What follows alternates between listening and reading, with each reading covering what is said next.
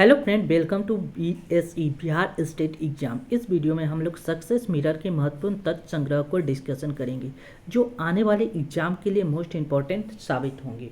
Video शुरू करने के पहले चैनल को सब्सक्राइब कर ले, साथ ही बेल बटन को दबा दें जिससे आने वाले वीडियो का नोटिफिकेशन आपको समय पर मिल सके। चलिए शुरुआत करते हैं भारतीय इतिहास एवं संस्कृति के महत्वपूर्ण तथ्य को।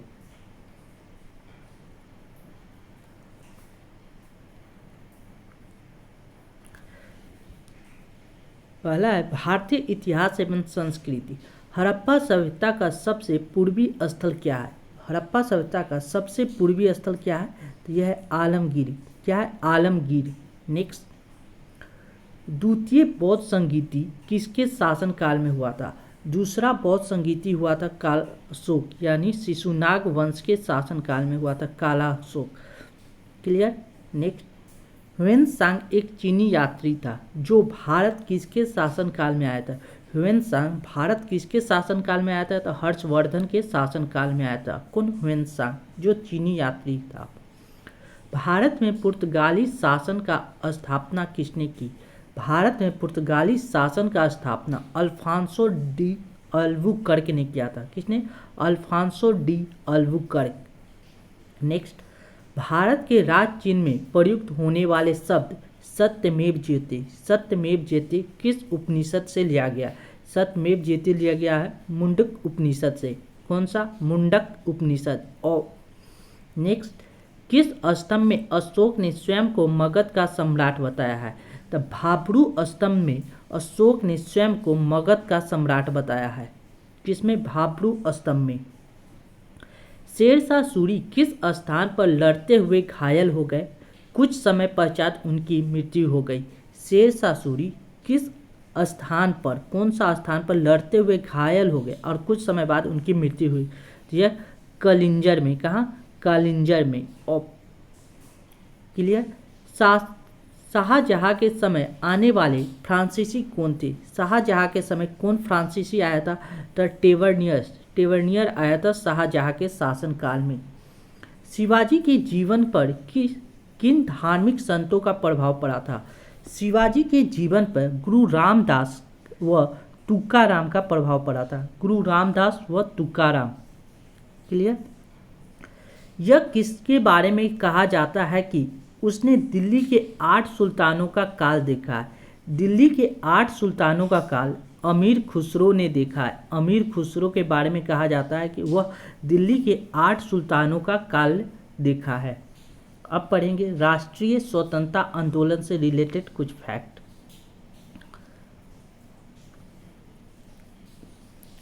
पहला है, सुभाष चंद्र बोस के त्यागपत्र देने के बाद भारतीय राष्ट्रीय कांग्रेस का अध्यक्ष चुना गया। जब सुभाष चंद्र बोस ने त्यागपत्र दे दिए तब कौन चुने गए थे? डॉक्टर राजेंद्र प्रसाद। डॉक्टर राजेंद्र प्रसाद सुभाष चंद्र के बाद। बेगम हजरत महल ने 1857 के विद्रोह का नेतृत्व किस शहर से किया? तो हजरत महल ने कहाँ से किए थे? तो लखनऊ से। 1916 ईस्वी में मुस्लिम लीग और कांग्रेस के मध्य समझौता किसने कराया? 1916 में मुस्लिम लीग और कांग्रेस के बीच समझौता एनी बेसेंट ने कराए थे। Doctor Annie Besant.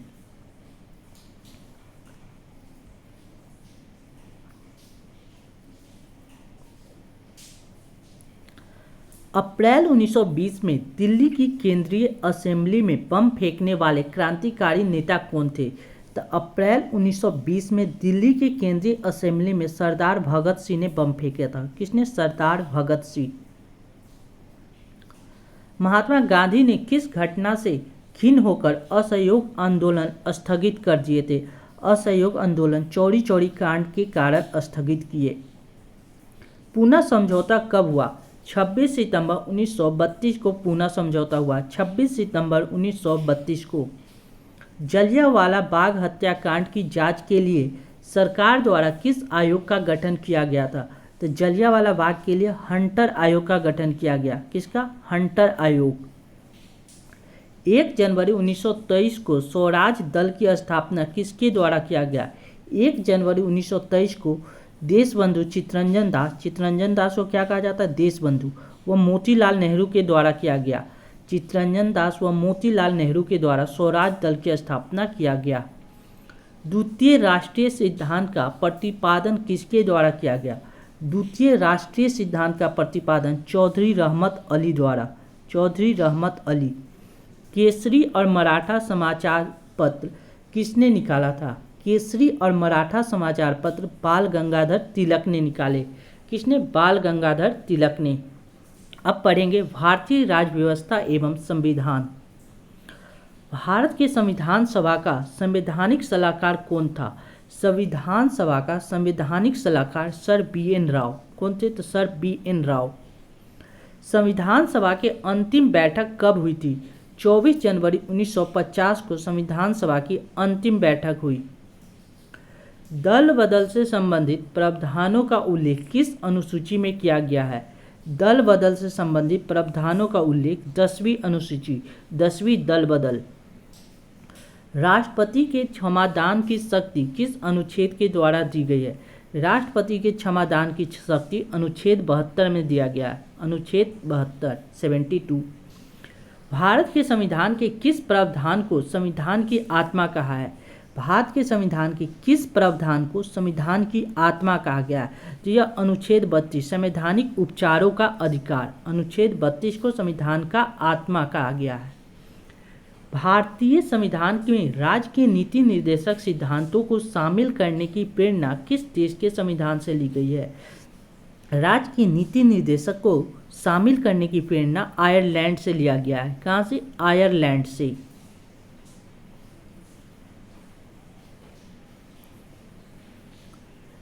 भारतीय संविधान में पहला संशोधन कब हुआ? सबसे पहला संशोधन हुआ था 1951 में, 1951 में।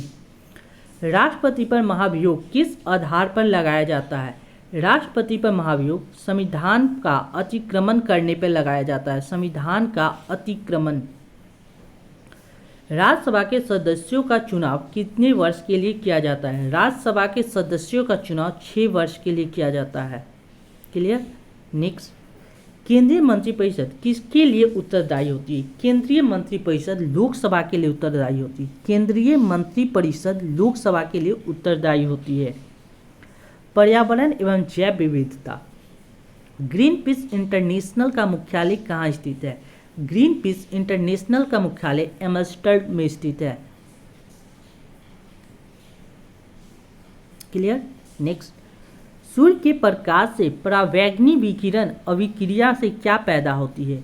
सूर्य के प्रकाश से परावैंगनी विकिरण अभिक्रिया से ओजोन पैदा होती है। ओजोन।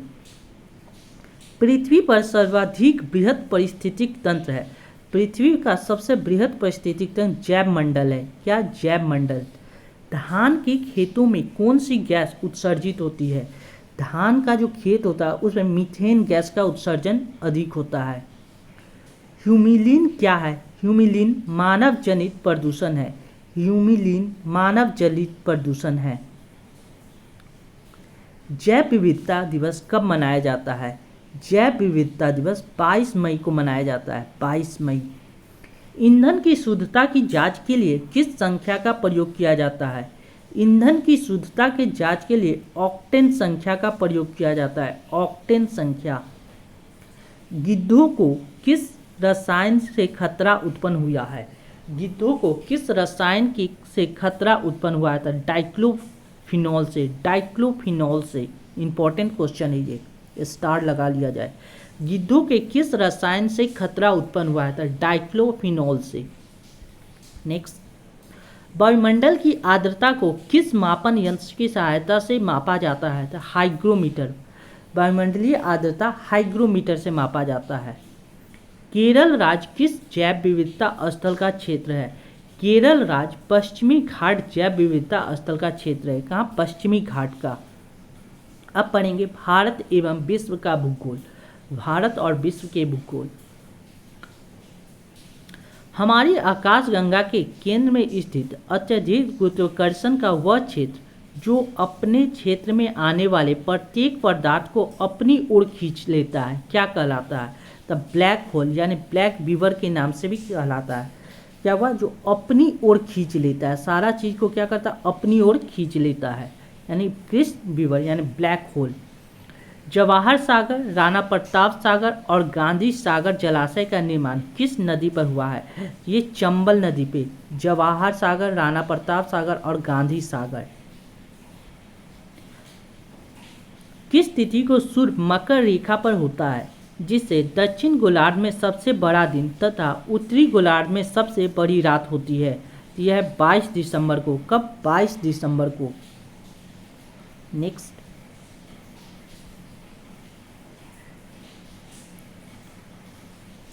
भारत की द्वीपों सहित समुद्री सीमा की कुल लंबाई कितना है? भारत की द्वीप सहित समुद्री सीमा की कुल लंबाई 7516.6 किलोमीटर है। यानी क्लियर। नीलगिरी पहाड़ी में किन किन पहाड़ी की श्रेणियों का मिलना होता है? नीलगिरी पहाड़ी में पश्चिमी घाट और पूर्वी घाट मिलता है। यानी पश्चिमी घाट और पूर्वी घाट पर्वत श्रेणी का मिलन होता है नीलगिरी में। पाक जल डमरू मध्य किन दो देशों को अलग करता है? पाक जल डमरू मध्य भारत और श्रीलंका को अलग करता है। उष्णकटिबंधीय लंबी घासों वाली वनस्पति को क्या कहते हैं? उष्णकटिबंधीय लंबी घासों वाली वनस्पति को सवाना कहा जाता है। सवाना। कलाहारी मरुस्थल में निवास करने वाली जनजाति का क्या नाम है? कलाहारी मरुस्थल में निवास करने वाली जनजाति का नाम बुशमैन है। क्या है? बुशमैन। दाचीग्राम वन अभयारण्य किस राज्य में स्थित है तथा किस लिए प्रसिद्ध है? तो दाचीग्राम वन अभयारण्य जम्मू कश्मीर में तथा कश्मीरी मृग के लिए प्रसिद्ध है। जम्मू कश्मीर में कश्मीरी मृग। भारत का केंद्रीय आलू शोध संस्था कहाँ है? आलू शिमला में। कहाँ है? आलू शिमला। क्लियर। अब पढ़ेंगे भारतीय अर्थव्यवस्था। देश में जीएसटी का प्रावधान किस संविधान संशोधन अधिनियम के तहत किया गया है? देश में जीएसटी का प्रावधान किया गया 101वां संविधान संशोधन 101 जीएसटी। भारत में गरीबी हटाने का नारा किस पंचवर्षीय योजना के अंतर्गत दिया गया था? तो गरीबी हटाने का नारा 5वीं पंचवर्षीय योजना में दिया गया था। भारत में शेयर बाजारों के लिए मुख्य नियंत्रण का कार्य कौन सा संगठन करता है? शेयर बाजारों के लिए सेबी यानी security exchange board of India. भारतीय प्रतिभूति एवं विनिमय बोर्ड। भारतीय प्रतिभूति एवं विनिमय बोर्ड। वे कौन से बैंक हैं जिन्होंने किसानों की अपने तक पहुंच बनाने के लिए किसान क्लब बनाया है? किसान को अपने तक पहुंचाने के लिए किसान क्लब बनाया था। यह क्षेत्रीय ग्रामीण बैंक। कौन सा? क्षेत्रीय ग्रामीण बैंक। योजना आयोग किसके सर्वेक्षण के आधार पर गरीबी रेखा से नीचे के लोगों का आकलन करती है? तो योजना आयोग किसके सर्वेक्षण के आधार पर गरीबी रेखा के नीचे के लोगों का आकलन करती है? तो राष्ट्रीय नमूना सर्वेक्षण संगठन। राष्ट्रीय नमूना सर्वेक्षण संगठन एनएसएसओ। भारत में केंद्रीय राजस्व बोर्ड का विभाजन करके केंद्रीय उत्पादन सीमा शुल्क बोर्ड तथा प्रत्यक्ष बोर्ड की स्थापना कब हुई? भारत में केंद्रीय राजस्व बोर्ड का विभाजन करके केंद्रीय राजस्व बोर्ड को क्या किया? विभाजित किया करके केंद्रीय उत्पादन सीमा शुल्क बोर्ड तथा प्रत्यक्ष बोर्ड की स्थापना 1963 में की गई। कब? 1963 में। वर्तमान में भारत का सबसे बड़ा राष्ट्रीयकृत उद्यम कौन सा है? वर्तमान में भारत का सबसे बड़ा राष्ट्रीयकृत उद्यम भारतीय रेलवे। कौन सा? भारतीय रेलवे। राजा चेलैया समिति की सिफारिश किसके संबंधित है? राजा चेलैया समिति की सिफारिश से किससे संबंधित है? यह तो प्रत्यक्ष व परोक्ष कर संचयन से। प्रत्यक्ष व परोक्ष कर संचयन से संबंधित है।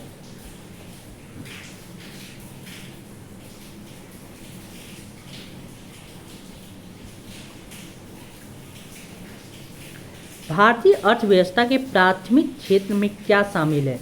भारतीय अर्थव्यवस्था का जो प्राथमिक क्षेत्र है उसमें कृषि, पशुपालन, वन उद्योग तथा लट्ठे बनाना, मछली पालन करना, खनन, ये सब क्या प्राथमिक क्षेत्र में उपलब्ध है। कह सकते हैं जो ओपन में खुला स्थान में जो चीज़ का व्यवसाय किया जाता है वो। क्लियर।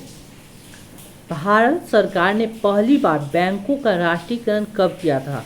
तो बैंकों का राष्ट्रीयकरण 19 जुलाई 1969 को पहली बार बैंकों का राष्ट्रीयकरण किया गया। क्लियर। अब पढ़ेंगे सामान्य विज्ञान एवं तकनीकी। विटामिन B1 की कमी से कौन से होने वाला रोग? विटामिन B1 से बेरी रोग होता है। कौन सा? बेरी। सजावटी वृक्ष तथा झाड़ियों के संवर्धन से संबंधित अध्ययन क्या कहलाता है? सजावटी वृक्ष और झाड़ी से संबंधित अध्ययन आर्बोकल्चर कहलाता है। आर्बोरिकल्चर।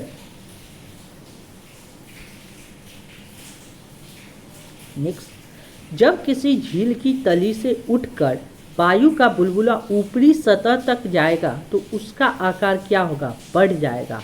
उसका आकार बढ़ जाएगा। वायु में थोड़ी देर रखने पर किसी धातु के ऊपर हरे रंग की बेसिक कार्बोनेट की परत जम जाती है। वह धातु कौन सी है? तो तांबा है, अर्थात ताम्र।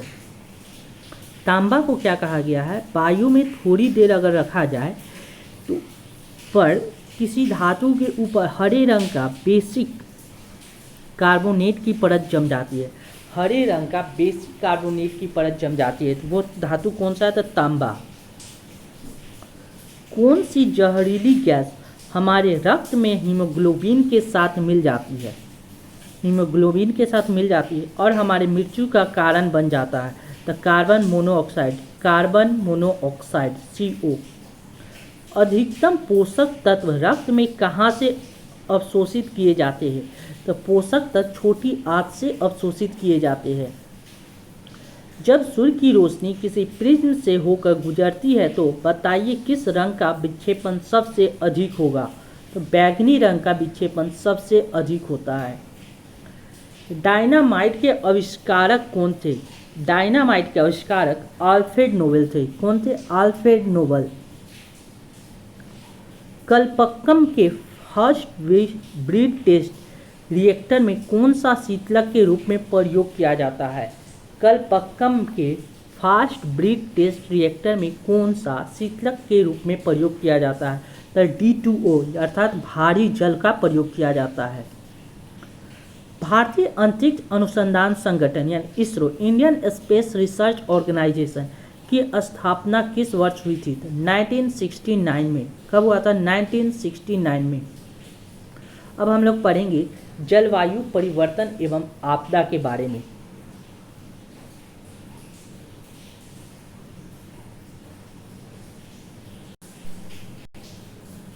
वैश्विक ताप की वृद्धि के लिए निम्न में से कौन सी गैस का योगदान अधिकतम होता है? तो वैश्विक ताप की वृद्धि के लिए CO2 यानी कार्बन डाइऑक्साइड के अधिकतम होता है। जलवायु आपात की घोषणा करने वाला पहला देश कौन है? जलवायु आपात की घोषणा करने वाला UK पहला देश है। UK पहला देश है। पर्यावरण, वन एवं जलवायु परिवर्तन मंत्रालय ने अक्टूबर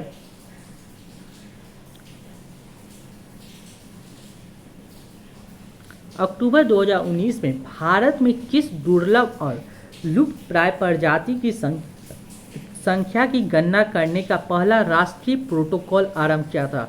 हिम तेंदुआ के बारे में। हिम तेंदुआ। जलवायु परिवर्तन से सर्वाधिक प्रभावित मानवीय प्रक्रिया कौन सी है? तो कृषि सबसे अधिक प्रभावित होती है जलवायु से। समतापमंडल में ओजोन के स्तर को प्राकृतिक रूप से विनियमित किया जाता है नाइट्रोजन डाइऑक्साइड द्वारा। किसके द्वारा? नाइट्रोजन डाइऑक्साइड द्वारा। कार्बन क्रेडिट का दृष्टिकोण किससे शुरू हुआ है? कार्बन क्रेडिट का दृष्टिकोण क्योटो प्रोटोकॉल से शुरू हुआ है। किसे? Kyoto protocol.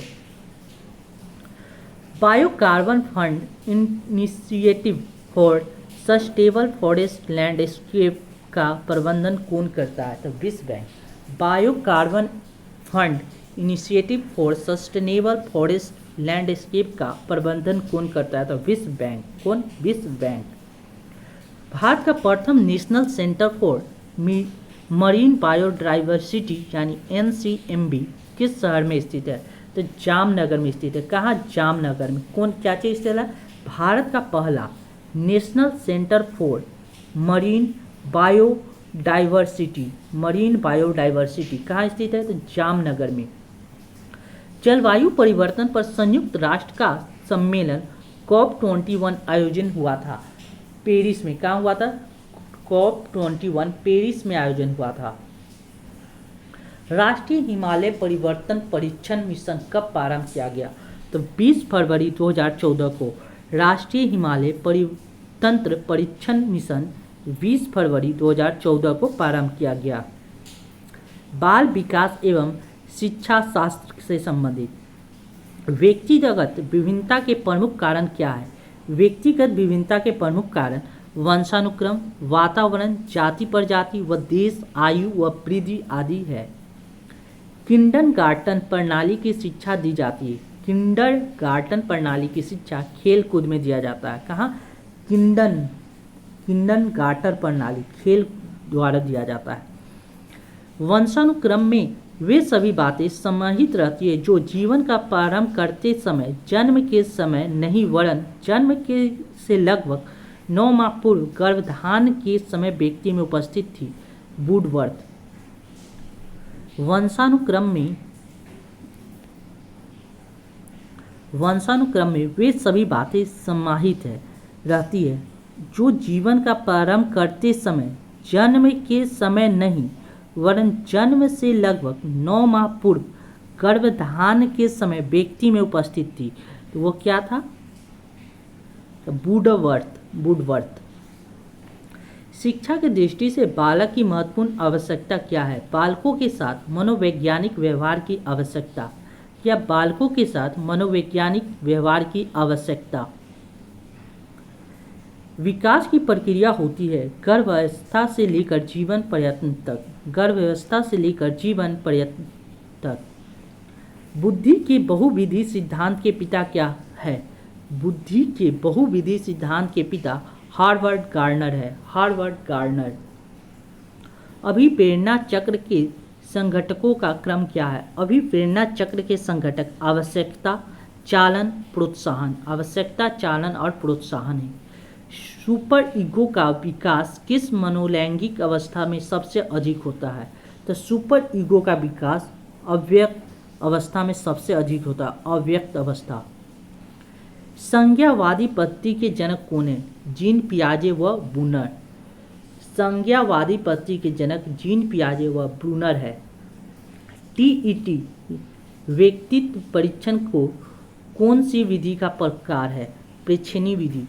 टीईटी व्यक्तित्व परीक्षण का कौन सा विधि का प्रकार है? तो प्रेक्षणीय विधि। कौन सा? प्रेक्षपी विधि।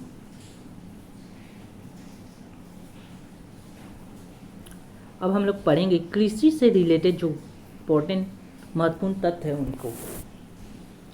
विश्व में सबसे अधिक जूट उत्पादन क्षेत्र कौन सा है? तो जूट के उत्पादन में सबसे अधिक है गंगा ब्रह्मपुत्र का डेल्टाई मैदान क्षेत्र विश्व में। Central sugar cane breeding institute कहाँ पर स्थित है? Central sugar cane breeding institute Coimbatore में स्थित है। कहाँ? कोयम्बटूर। महासागरों की बाहरी भाग में की जाने वाली फलों, फूल तथा सब्जियों की गहन कृषि को क्या कहा जाता है? तो बाजार कृषि। क्या? बाजार कृषि। रेशम उत्पादन हेतु व्यापारिक स्तर पर रेशम के कीड़ों को पालन क्या कहलाता है? रेशम का कीड़ा पालना सेरीकल्चर कहलाता है। क्या? सेरीकल्चर। श्वेत क्रांति के जनक कौन है? यह क्रांति किससे संबंधित है? तो श्वेत क्रांति के जनक वर्गीज कुरियन है। तो यह दूध उत्पादन से संबंधित है। श्वेत दूध उत्पादन। भारत में जेनेटिक रूप से परिवर्तित फसल को व्यापारिक उत्पादन के लिए अनुशासित किया जाता है बीटी कॉटन। किसके द्वारा? बीटी कॉटन द्वारा। भारत में जेनेटिक रूप से परिवर्तित फसल को व्यापारिक उत्पादन के लिए अनुशासित किया जाता है बीटी कॉटन के द्वारा। भारत में प्राकृतिक रबर का सबसे अधिक उत्पादन किस राज्य में होता है? तो प्राकृतिक रबर केरल में होता है। भारत की कृषि सबसे अधिक किस वर्ष निर्भर होती है? कृषि सबसे अधिक वर्षा पर निर्भर होती है। किस पे? वर्षा पर। फसलों के लिए न्यूनतम समर्थक मूल्य तय करने के संबंध में सिफारिश करता है? कृषि लागत और मूल्य आयोग। कौन? कृषि लागत और मूल्य आयोग। ज्वार के पौधे की जड़ों में किसका संश्लेषण होता है जो कि स्टेज की दशा में पत्तियों में पहुंच जाता है? तो HCN यानी हाइड्रोसायनिक पदार्थ का। किसका? हाइड्रोसायनिक पदार्थ का। अब पढ़ेंगे कंप्यूटर से रिलेटेड कुछ फैक्ट। एनालॉग सिग्नल को डिजिटल सिग्नल में बदलने की विधि कहलाती है डिजिटलाइजेशन। एनालॉग सिग्नल को डिजिटल में डिजिटलाइजेशन कहलाता है। क्लियर? अब पढ़ेंगे माइक्रो प्रोसेसर जो कंप्यूटर का मस्तिष्क होता है उसे क्या कहा जाता है? उसे कहा जाता है माइक्रोचिप। ई कॉमर्स क्या है? इंटरनेट पर उत्पादों तथा सेवाओं का क्रय विक्रय कहलाता है ई कॉमर्स। कंप्यूटर का जनक किसे कहा जाता है? चार्ल्स बेबेज को कंप्यूटर का जनक कहा जाता है। वे विशिष्ट प्रोग्राम जो वेब पर आवश्यक सामग्री को ढूंढने में उपयोगकर्ताओं की मदद करता है क्या कहलाता है? Search engine.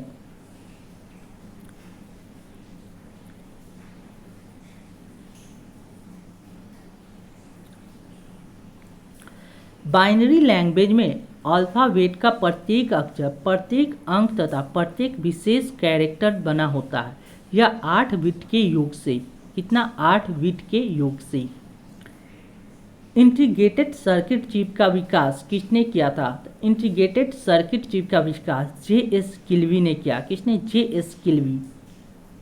CPU का पूर्ण रूप क्या है? Central processing unit. क्या? Central processing unit. कंप्यूटर के लिए आईसी चिप आमतौर पर किस तत्व की बनी होती है? आईसी चिप सिलिकॉन का बना होता है। आधुनिक कंप्यूटर की खोज सर्वप्रथम किस वर्ष हुआ था? तो 1946 में, 1946 में। अब खेलकूद से रिलेटेड इंपॉर्टेंट फैक्ट को देखेंगे। ओलंपिक के व्यक्तिगत स्पर्धा में रजत पदक जीतने वाले प्रथम भारतीय कौन थे? तो राजवर्धन सिंह राठौर। रजत पदक राजवर्धन सिंह राठौर थे। नेताजी सुभाष चंद्र बोस राष्ट्रीय खेल संस्था कहाँ स्थित है? तो पटियाला में। नेताजी सुभाष चंद्र राष्ट्रीय खेल संस्था पटियाला में स्थित है। हॉकी में पेनाल्टी स्ट्रोक कितनी दूरी से मारी जाती है? तो पेनाल्टी स्ट्रोक 8 गज की दूरी से मारी जाती है। विश्व एमेच्योर बिलियर्ड खिताब जीतने वाले पहले भारतीय कौन थे? तो विल्सन जोन्स। एशियाई खेल दिल्ली में पहली बार किस वर्ष आयोजित किया गया? एशियाई खेल 1951 में आयोजित किया गया था दिल्ली में। डेविस कप किस खेल से संबंधित है? तो यह लॉन टेनिस से संबंधित है। किससे? लॉन टेनिस से। बैडमिंटन की महिला एकल स्पर्धा में कांस्य पदक हासिल करने वाली भारत की पहली खिलाड़ी कौन है? तो यह साइना नेहवाल। कांस्य पदक साइना नेहवाल ने हासिल किए हैं। किस पत्रिका को क्रिकेटर का बाइबिल कहा जाता है? क्रिकेट का बाइबिल विजडम यानी विजडम यूनाइटेड किंगडम में प्रकाशित को विजडम को कहा जाता है क्रिकेट का बाइबल। पत्रिका विजडम। किसके जन्म दिवस को राष्ट्रीय खेल दिवस के रूप में मनाया जाता है? तो मेजर ध्यानचंद के जन्म दिवस को। किसके? मेजर ध्यानचंद के जन्म दिवस को। ऑस्ट्रेलिया के सिडनी क्रिकेट ग्राउंड में 24 अप्रैल 2023 को किन 2 महान बल्लेबाज के नाम पर गेट का अनावरण किया गया? सचिन तेंदुलकर व ब्रायन लारा। सचिन तेंदुलकर और ब्रायन लारा के नाम पे। अब है मिसलेनियस कुछ इंपॉर्टेंट फैक्ट उसको देख लेते हैं। भारतीय ज्ञानपीठ पुरस्कार से सम्मानित प्रथम साहित्यकार कौन थे?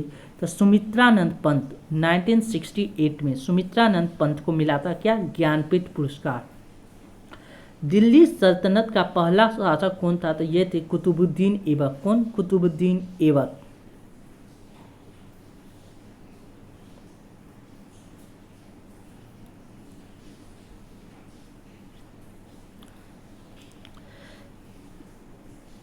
संयुक्त राष्ट्र संघ यूएनओ की सुरक्षा परिषद में अस्थायी सदस्य होते हैं। कितना? 5 अस्थायी सदस्य होते हैं। सार्क का पूर्ण रूप क्या है? South Asian association for regional corporation. South Asia association for regional corporation. Bharat का महान ज्येष्ठ व्यक्ति यानी grand old man of India के नाम से जाने जाते हैं दादा भाई नौरोजी। कौन? दादा भाई नौरोजी। ब्रिटिश शासन द्वारा किन स्थानों के बीच प्रथम रेलवे लाइन शुरू की गई थी? मुंबई से थाने के बीच। मुंबई से थाने के बीच। किस गुफा में त्रिमूर्ति यानी ब्रह्मा विष्णु महेश के मुखमंडल की मूर्ति स्थित है? एलिफेंटा गुफा में। कहाँ? एलिफेंटा की गुफा में। भारत में पवित्र तीर्थ स्थल अमरनाथ स्थित है जम्मू कश्मीर में। अमरनाथ कहाँ स्थित है? तो यह जम्मू कश्मीर में। किस मुगल राजा ने धार्मिक संप्रदाय दीन इलाही की स्थापना की? दीन इलाही अकबर ने चलाया था। किसने? अकबर ने। भारतीय राष्ट्रीय नेता को भारत का लौह पुरुष के नाम से जाना जाता है?